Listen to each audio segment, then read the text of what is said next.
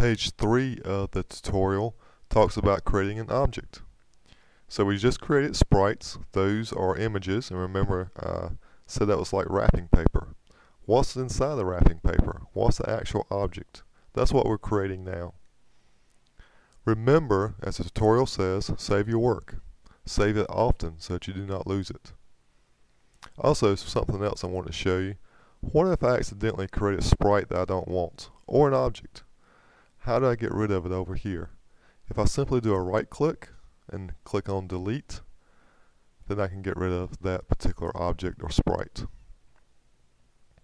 To create an object, it says to click on the blue button.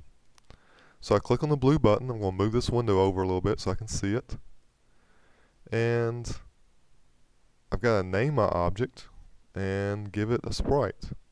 So the first object that we want to do is the wall.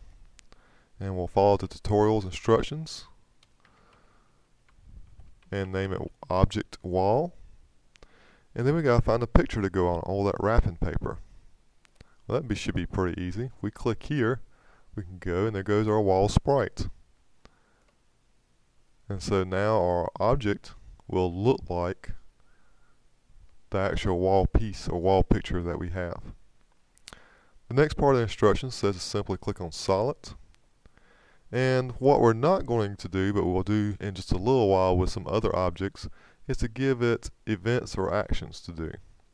The wall is not really doing anything. It's going to be on the outside. It's going to frame our game, and other things will bounce off of the wall. So we just need a solid object for things to bounce off of. So this one is pretty simple. We can click OK, and there goes our object wall over there.